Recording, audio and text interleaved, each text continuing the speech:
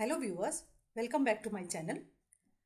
Viewers, covid second wave के बीच में जो अच्छी खबर यह है कि नंबर ऑफ केसेस धीरे धीरे डाउनफॉल की तरफ जा रहा है और एक्सपेक्टेड ये है कि जुलाई एंड तक शायद केसेस एक बेस लाइन में पहुंच जाए और हम सेकेंड वेव से उभर जाए। लेकिन इस सिचुएशन में जो एक और कंसर्न सामने आया है जिससे हमारी गवर्नमेंट और साइंटिस्ट सब टेंशन में है, सबको ये लग रहा है कि ये जो रीज़न है मे बी अगला थर्ड वेव के लिए रिस्पॉन्सिबल हो, वो है new delta plus variant. Covid disease के साथ हमने देखा कि किस तरह से ये वायरस म्यूटेट होता है, क्योंकि एक आरएनए वायरस है और बहुत फास्ट म्यूटेशन इसमें होता है, हर एक आरएनए वायरस में होता है। सेम ऐसा कोरोना वायरस के साथ भी हुआ, उसके हज़ारों वेरिएंट बन चुके हैं। उसमें से कुछ वेरिएंट ऐसे होता है जो बाकी में बहुत खतरनाक होता है ह्यूमंस के लिए। और न्यू जो डेल्टा प्लस वेरिएंट आया है वो अब सबके लिए कंसर्न है कि आगे ये कैसा अपना रूप दिखाएगा, किस तरह से इन्फेक्टिविटी बढ़ा सकता है या घटा सकता है, या किस तरह से ये डेंजरस हो सकता है। आज हम इसी के बारे में बात करेंगे। व्यूअर्स, आपसे रिक्वेस्ट है कि please subscribe my channel. Content अच्छा लगे please like it, share it और मेरे साथ बने रहिए। अब हम डेल्टा प्लस वेरिएंट के बारे में बात करते हैं कि ये डेल्टा प्लस वेरिएंट क्या है। अब तक जो वेरिएंट बनते आ रहे हैं कोरोना वायरस के, WHO वर्ल्ड हेल्थ ऑर्गेनाइजेशन वो सारे वेरिएंट के ऊपर वर्ल्ड वाइड डेटा मंगवाते हैं, उनको स्टडी करते हैं और उनके बाद उस सारे डेटा को एनालाइज करने के बाद जो वेरिएंट आ रहे हैं उसके ऊपर गाइडलाइन पब्लिश करते हैं। और WHO वेरिएंट को दो कैटेगरी में रखते हैं, variant of interest end variant of concern. Variant of interest mean जिसके ऊपर फर्दर काम किया जाएगा और उस वायरस की आगे चेंज होने की कैपेबिलिटी है और उसके जो अदर कैरेक्टरिस्टिक है उसको स्टडी करने में मदद करता है। और वेरिएंट ऑफ कंसर्न वो होता है जिससे एक्चुअली डिसीज बहुत फास्ट स्प्रेड होता है और बहुत ज़्यादा पैथोजेनिसिटी और डेथ होती है। अब तक WHO ने 4 वेरिएंट को वेरिएंट ऑफ कंसर्न डिक्लेयर किया। First one is alpha variant जो कि यूके में डिटेक्ट हुआ, जिसको हम यूके वेरिएंट बोलते हैं। सेकेंड इज बीटा वेरिएंट जो कि साउथ अफ्रीका में वेरिएंट को डिटेक्ट किया गया, जिसको हम साउथ अफ्रीकन वेरिएंट बोलते हैं। थर्ड इज गामा वेरिएंट जिसको कि ब्राज़ील में डिटेक्ट किया गया। And fourth one is delta variant जो कि इंडिया में पाया गया। डेल्टा वेरिएंट सबसे पहले इंडिया में अक्टूबर 2020 में आइडेंटिफाई हुआ और यही डेल्टा वेरिएंट मार्च में सेकेंड वेव के लिए रिस्पॉन्सिबल रहा है। सेकेंड वेव में डेल्टा वेरिएंट इंडियन पॉपुलेशन के बीच में बहुत फास्ट रेट में स्प्रेड हुआ। दैट मीन्स इसमें इन्फेक्टिविटी रेट बहुत हाई था और साथ में पैथोजेनिसिटी भी काफ़ी ज़्यादा थी। इन्फेक्टिविटी मीन्स एक व्यक्ति से दूसरे व्यक्ति में कितनी फास्ट स्प्रेड होता है। पैथोजेनिसिटी मीन्स जब डिसीज या वायरस किसी पर्सन के बॉडी में आता है तो वो कितना डैमेज कर सकता है या डिसीज की सीवियरिटी कितनी हो सकती है। तो डेल्टा वेरिएंट में हमने देखा कि इन्फेक्टिविटी भी हाई थी और पैथोजेनिसिटी भी काफ़ी अच्छी थी।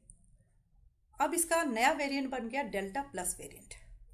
ये डेल्टा प्लस वेरिएंट जो है वो डेल्टा वेरिएंट में एक मॉडिफिकेशन के बाद बन के आया है।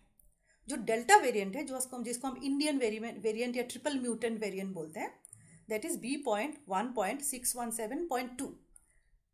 अब उसके वेरिएशन के बाद एक नंबर पीछे और जुड़ गया, B.1.617.21। अब ये क्या है, किस तरह से होता है ये? कोरोना वायरस के डायग्राम मैंने पिछले काफ़ी वीडियोस में बताया है कि किस तरह से वायरस दिखता है और किस तरह से ह्यूमन को इन्फेक्ट करता है। जो मैंने थर्ड वेव के ऊपर एक और वीडियो रिलीज़ किया है, उसमें आपको मिल जाएगा डिटेल, जो मैं लिंक में दे दूंगी। कोरोना वायरस के आउटर सरफेस में एस प्रोटीन होता है और स्पाइक प्रोटीन होता है जो कांटे जैसे दिखते हैं। वही स्पाइक इसको ह्यूमन बॉडी में एंटर करने में, सेल के साथ बाइंड होने में और सेल के अंदर जाने में हेल्प करता है। और ये जो म्यूटेशन हुआ है वो स्पाइक प्रोटीन में हुआ है। स्पाइक प्रोटीन का एक खास एमिनो एसिड, सिर्फ एक सिंगल एमिनो एसिड चेंज हुआ है जिसको बोलते हैं 417N। ये 417K417N सिर्फ इतनी चेंज के वजह से ही उसमें काफ़ी इन्फेक्टिविटी रेट में चेंजेस आ गए हैं। और इसको हम बोलते हैं AY1 वेरिएंट, क्योंकि ये डेल्टा वेरिएंट का एक फर्दर मॉडिफिकेशन है, इसलिए हम डेल्टा प्लस वेरिएंट उसको बोल रहे हैं। इंडिया में डेल्टा प्लस वेरिएंट मार्च 2021 से सर्कुलेशन में है, बट मई एंड में पहली बार उसको इंडियन पॉपुलेशन में डिटेक्ट किया गया है। ये delta plus variant already world में मोर देन 80 कंट्रीज में फैल चुका है। यूके में मोर देन 100 केसेस रिपोर्टेड है। इंडिया में till now more than 20 cases reported है। महाराष्ट्र, MP स्टेट में ऑलरेडी डेल्टा प्लस वेरिएंट के पेशेंट मिल चुके हैं। जब पेशेंट के वायरस सैंपल को लेके जीन सीक्वेंसिंग किया जाता है तब पता चलता है कि इस तरह से उसके जेनेटिक मटेरियल में कोई चेंजेस आया कि नहीं आया।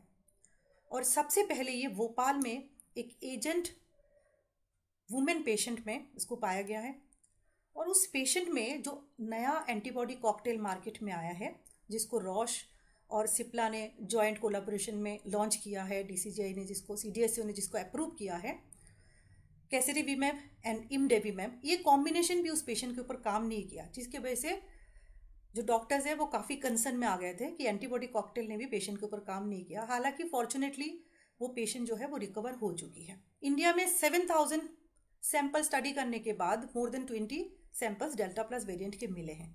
इसका मतलब ये नहीं कतई नहीं है कि इंडिया में डेल्टा प्लस वेरिएंट के केसेस कम हैं, क्योंकि already more than 2.5 crore people Covid positive हो चुके हैं और सीक्वेंसिंग हमारी बहुत बहुत बहुत कम है।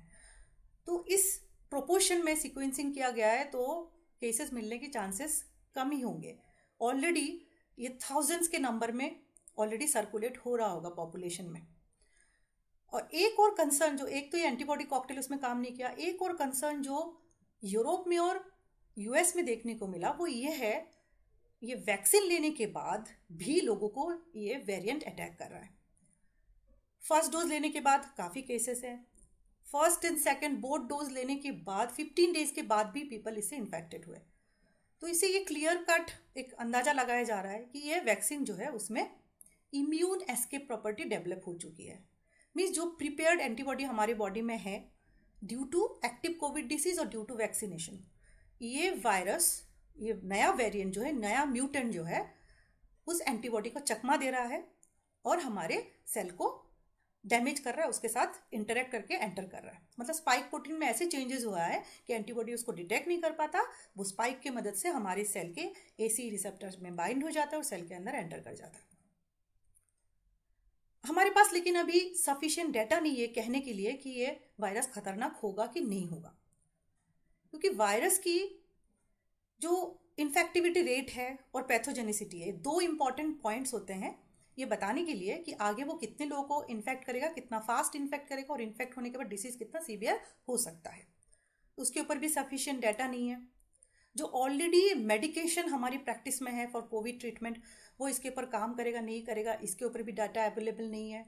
इसकी मॉर्टेलिटी रेट के बारे में ज़्यादा अंदाज़ा नहीं है, लेकिन इतना ज़रूर डाटा निकल के आ रहा है कि ये एंटीबॉडी को चकमा दे रहा है, इम्यून एस्केप प्रॉपर्टी है और इम्यूनिटी को ये चकमा देके जो लोग वैक्सीनेटेड है या जो लोग ऑलरेडी इन्फेक्ट है उनको भी री इन्फेक्शन कर रहा है।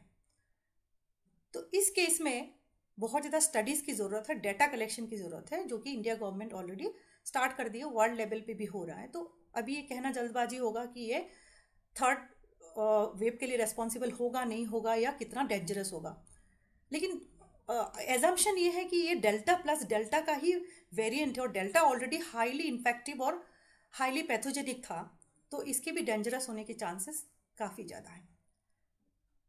तो व्यूअर्स, वैक्सीनेशन तो इम्पॉर्टेंट है, साथ में प्रिकॉशन, मास्क, सैनिटाइजेशन ये भी बहुत इम्पॉर्टेंट है। मास्क गैदरिंग को अवॉइड करना ज़रूरी है।